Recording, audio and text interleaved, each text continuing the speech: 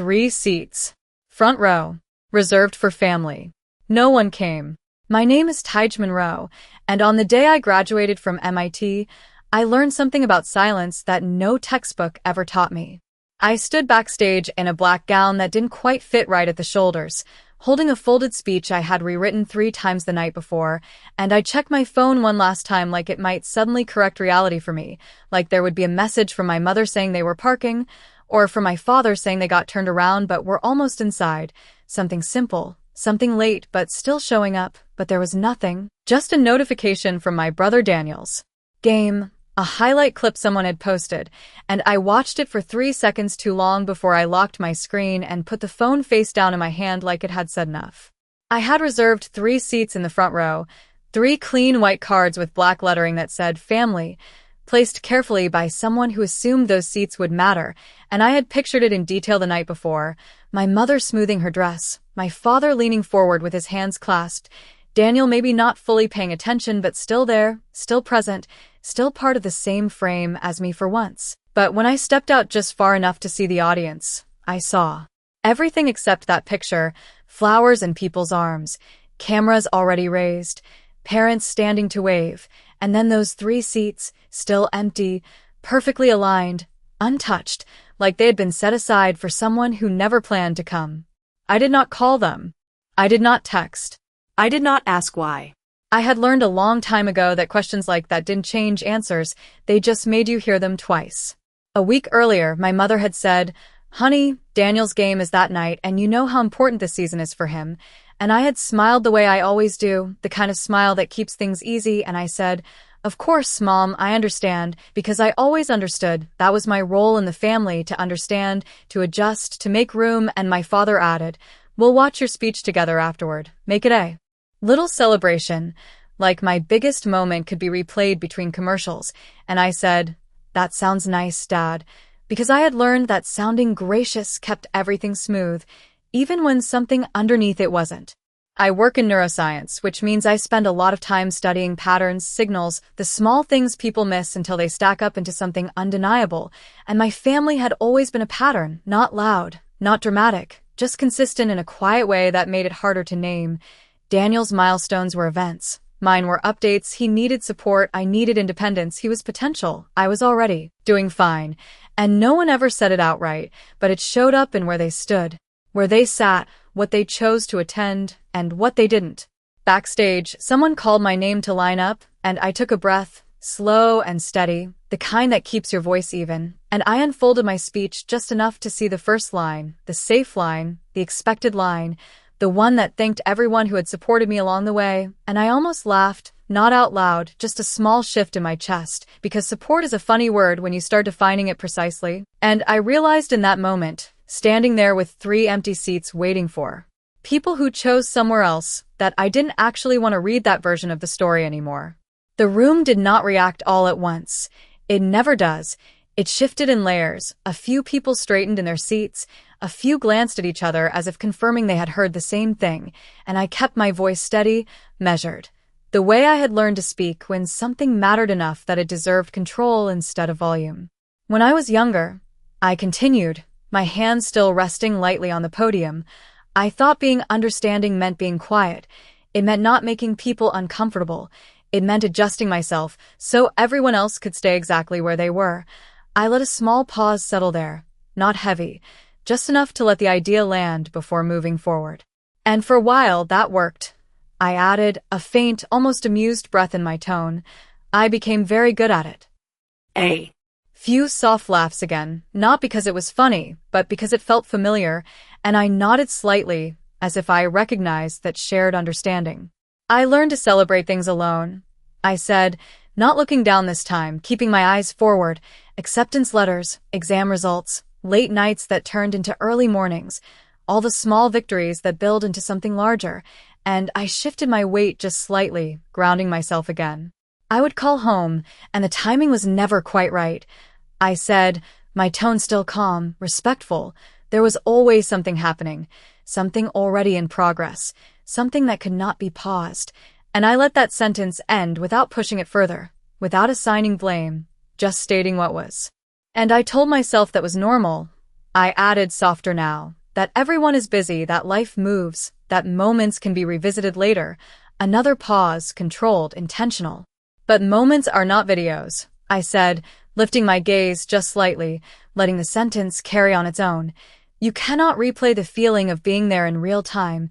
You cannot recreate the exact second something becomes real to you. The silence deepened again. Not uncomfortable, just focused, and I felt it settle around me like something steady.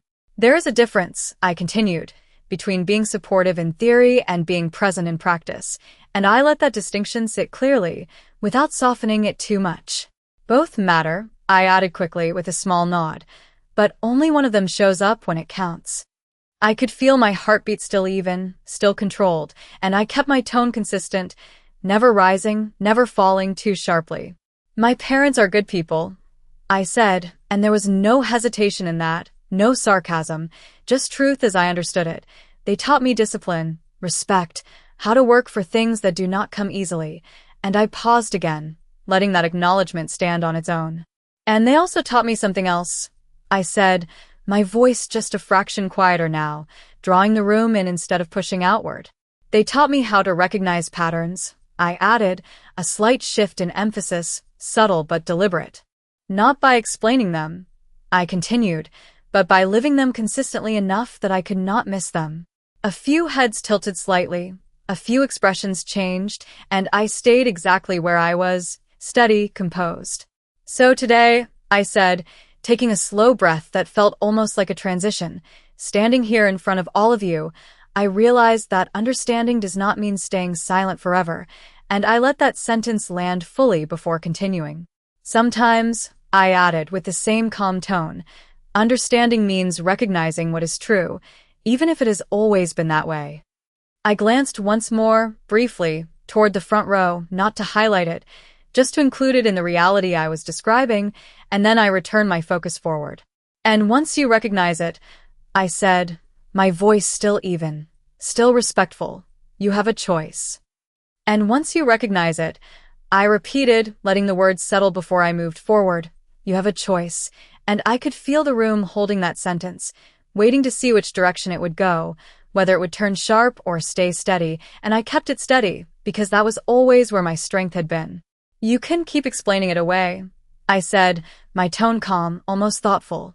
You can tell yourself that timing is complicated, that priorities shift, that people mean well even when they do not show up the way you hoped they would, and I gave a small nod, acknowledging that version of the story as something I had believed for a long time.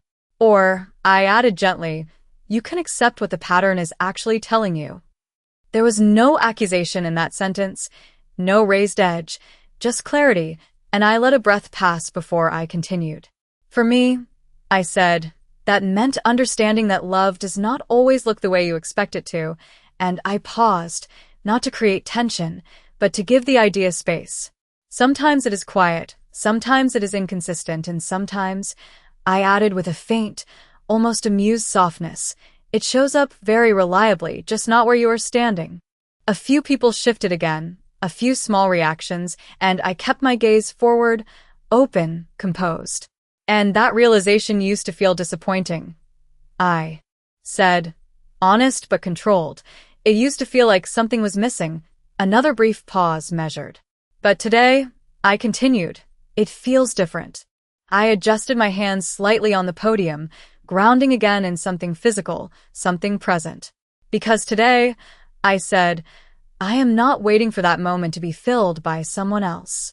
The sentence landed quietly, without force, and I let it stand there on its own.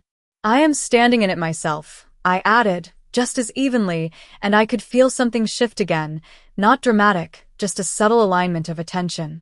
I spent a long time thinking that being understood required being seen by the right people. I said, my tone thoughtful, reflective, that if I worked hard enough, achieved enough, did everything correctly, eventually the people closest to me would recognize it in the way I imagined, and I gave a small, almost self-aware smile. That is a very efficient theory, I added lightly, but it is not always an accurate one. A few quiet laughs again, soft, respectful, and I continued without breaking rhythm. What I have learned instead, I said, is that recognition does not always come from where you expect it, and sometimes I pause just slightly. It does not come at all, and I let that truth sit there, not heavy, just real. But that does not make the work less meaningful, I added, my voice steady, certain. It does not make the effort less valuable, and it does not make the moment less significant. I glanced briefly across the audience, not searching, just acknowledging the presence in front of me. Because moments like this, I said, they exist whether or not someone is sitting in a specific seat to witness them, and I allowed a small breath to follow that, a quiet transition. And today, I continued, I am choosing to be fully present in my own life, the words simple, direct, without decoration. Not as an adjustment, I added, not as a backup plan, but as a priority, and I felt the clarity of that settle inside me in a way that was new, not forced, not rehearsed. My parents taught me to be patient, I said again, gently returning to something familiar, something grounding, and they also taught me, without realizing it, that patience has a limit, and I paused just long enough for that to land. Not a limit that closes doors, I clarified softly, but a limit that changes how you walk through them. I kept my posture relaxed, my voice even, my expression composed, and I let the next sentence come without rush. So today, I said, I am not here to point out what is missing, and I shook my head slightly, almost imperceptibly. I am here to acknowledge what is present, and I allowed a small, sincere smile to form. And what is present, I added, is enough. The silence did not break immediately, it unfolded, slowly, like the room needed a second to understand that there was nothing else coming, no dramatic ending, no sharp turn, just a quiet conclusion that did not ask for attention but held it anyway, and then the applause started, not loud at first, just a few hands, then more, then the full room rising into it, steady, sustained, the kind of applause that feels less like celebration and more like recognition, and I stood there, not overwhelmed, not surprised, just present, exactly where I had said I would be. I nodded once, a small gesture of gratitude, and stepped back from the podium, folding the speech in my hand one more time before slipping it into my pocket, not as something unfinished, but as something I no longer needed. As I walked off the stage, a faculty member reached out and touched my arm lightly, a brief, grounding gesture, and said, "That was different," with a tone that carried both respect and curiosity, and I smiled politely and said, "Thank you," because sometimes the simplest responses are the most accurate. Backstage felt quieter than before, almost still, and I could hear the next name being announced as I moved through the space, the rhythm of the ceremony continuing exactly as planned, because the world does not pause for individual moments, it just keeps moving, and that used to bother me, but today it felt right. I picked up my phone without urgency, just a natural next step, and when the screen lit up, there were notifications, more than I expected, messages from classmates, from people I barely knew, short lines like, "That was powerful," and "You said what a lot of us feel," and I read them without reacting too much, just acknowledging them as they came, because external validation, while appreciated, was no longer the point. Then I saw a missed call. My mother. Another one.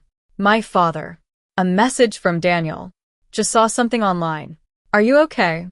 I looked at that message for a second longer than the others, not because it upset me, but because it was new, the timing of it, the direction of it, the fact that for the first time, something I had done had reached them in a way that did not require me to call first. I did not respond immediately. I slipped the phone back into my pocket and stepped outside into the late afternoon light, the air cooler than I expected, carrying that quiet, post-ceremony calm that settles over campuses when something important has just happened. People were gathering in small groups, taking pictures, adjusting gowns, laughing in that relieved, unstructured way that comes after something formal ends, and I walked past them at an even pace, not rushing, not lingering, just moving forward. I found an empty bench near the edge of the lawn and sat down, placing my hands loosely in my lap, feeling the fabric of the gown shift slightly as I settled, and I allowed myself a breath that was deeper than the ones before, not controlled this time, just natural. For a long time, I had imagined this moment differently, imagined standing here surrounded by family, by voices calling my name, by hands pulling me into photographs I did not ask for but secretly wanted, and instead, I was alone, sitting on a quiet bench with a phone full of messages and a day that had unfolded in a way I had not planned. And still, I felt steady. Not because everything was perfect, but because everything was clear. I took my phone out again, not to check for anything new, but because I knew there was something I needed to decide, not about what had happened, but about what I would do next with it, and I looked at the screen, at the missed calls, at the message from my brother, and for the first time, I did not feel the need to respond in the way I always had, immediately, carefully, adjusting my tone to make sure everyone else felt comfortable. I just sat there, looking at it, letting the moment exist without rushing to fix it, and that, more than anything else, felt like something had finally changed. I did not call back right away, not because I wanted to make a point, but because for the first time I understood that responding immediately was not the same as responding honestly, and I sat there on that bench watching people pass by in small groups, their voices overlapping, their laughter light and unstructured, and I let the moment breathe without trying to organize it. My phone buzzed again, a new message, this time from my father, short, direct, the way he always communicates when something feels out of place. "We saw your speech. Call us when you can." I read it once, then again, noticing the difference, not in the words, but in the tone. There was no instruction, no expectation layered into it, just a request, simple, almost careful, and that was new. I leaned back slightly, letting the wooden edge of the bench press lightly against my shoulders, grounding, steady, and I thought about all the times I had rehearsed conversations in my head before having them, choosing the right words, softening the edges, making sure I did not sound accusatory, making sure I sounded understanding, because that was the version of me they were used to, the one who made things easier, smoother, more manageable. But sitting there, I realized I did not need to rehearse this one. I pressed call. It rang once, twice, and then my mother answered, her voice immediate, almost overlapping with the connection. "Tige," she said, and there was something in it I had not heard before. Not urgency, not panic, something closer to awareness. "Hi, Mom," I replied, calm, even the same tone I had used on stage, because it was not a performance, it was just how I felt now. There was a brief pause, the kind that usually fills itself quickly in our conversations, but this time it stayed, and then she said, "We watched it," and I nodded slightly, even though she could not see it. "I figured you might," I said, light, not dismissive, just acknowledging reality. My Father's voice came into the call then, not taking over, just joining. "We did not realize," he started, then stopped, adjusting mid-sentence, something I had never heard him do before. "We should have been there," he said instead, and the clarity of that statement sat between us, simple, direct, without explanation attached to it. I let a second pass before answering, not to create distance, but to let the words settle properly. "It would have been nice," I said, and my voice stayed soft, respectful, the way I had always spoken to him, but there was something else in it now, something firmer, something that did not bend around the edges of the truth. My mother spoke again, quieter this time. We thought we could watch it later, that it would not matter as much in the moment, and I could hear the shift even in that sentence, the recognition of what they had misjudged. I looked out across the lawn at the family still gathered, at the photos being taken, and I said, "Mom, moments do matter in a moment. Not sharp, not correcting, just stating something I had finally allowed myself to say out loud." There was no argument on the other end, no immediate defense, just a quiet that felt different from the ones before, not avoidance, but listening. Daniel's voice came in next, a little unsure.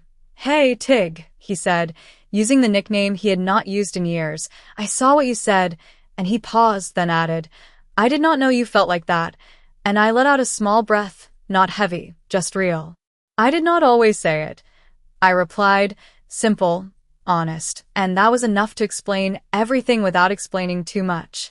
Another pause followed, longer this time, but not uncomfortable, just new territory for all of us, and then my father said, "We want to make this right," and I closed my eyes for a second, not because I needed to think, but because I understood what he meant and what he did not yet understand.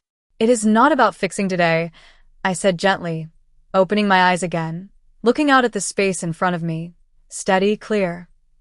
"It is about showing up the next time," and I let that sentence land fully before adding, "on time." There was a quiet acknowledgement on the other end, not spoken immediately but felt, and my mother said softly, "We will," and for the first time, it did not sound like a promise meant to smooth things over. It sounded like something they were actually considering how to do. I shifted slightly on the bench, feeling the weight of the gown again, lighter now, and I said, "I am okay," because that part mattered too, not as reassurance for them, but as a statement of where I stood. "I know," my father replied, and there was something steady in his voice now, something that felt closer to recognition than assumption, and we did not rush to fill the silence that followed. We just let it exist, the way it should have all along. Tige next morning felt quieter than I expected, not empty, just calm in a way that made everything easier to see, and when I walked into the house, the door was already open, like they had been waiting without wanting to make it obvious, and my mother was the first to step forward, her expression soft, a little uncertain, but present in a way that felt different from before. "Hi, sweetheart," she said, and her voice carried something new, not just warmth, but attention, the kind that stays instead of passing through, and I smiled gently and said, "Hi, Mom," keeping my tone the same, steady, respectful, because that had never been the problem. My father stood just behind her, hands relaxed at his sides, not in a rush to speak, which in itself said more than anything he could have said quickly, and after a second, he nodded once and said, "We are really glad you came." Simple, direct, no extra layers, and I nodded back.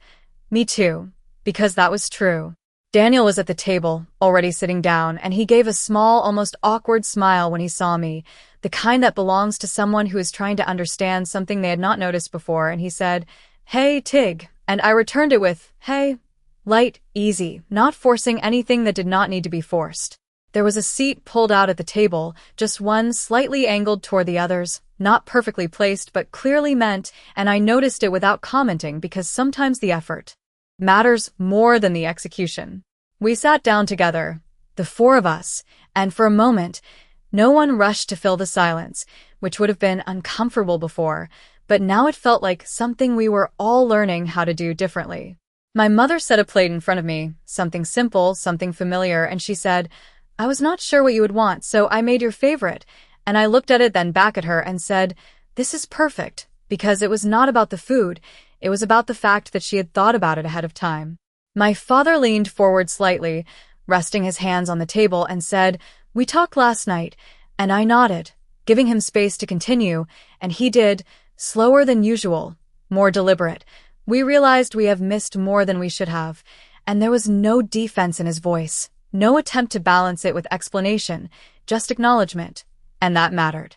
I took a small breath, not because I needed to prepare, but because I wanted to respond clearly, and I said, "I know you did not mean to," keeping my voice even, not softening the truth, but not sharpening it either, and my mother nodded quickly. "We never wanted you to feel like you were less important," and I met her eyes for a second before answering. "I know, because I did," and then I added, gently, "But sometimes it felt that way anyway," and the room held that sentence quietly, not resisting it, not pushing back, just letting it exist. Daniel shifted slightly in his chair and said, "I think I got used to being the one everyone adjusted for," and he gave a small, self-aware smile. I did not really question it, and I looked at him and said, "It was not your job to." Simple, direct, removing the weight from him without dismissing the truth. My father exhaled slowly and said, "It was ours," and that was the first time I had heard him say something like that without qualifying it, and I nodded once, because that was enough. We did not solve everything in that moment. We did not rewrite years in a single conversation, but something had shifted, not dramatically, not perfectly, just honestly, and as we sat there, talking in a way that felt less like managing and more like actually listening, I realized that change does not always come as a big moment you can point to. Sometimes it comes as a seat pulled out at a table, slightly uneven but intentionally placed, waiting for you to decide whether you'll sit down, and this time, I did.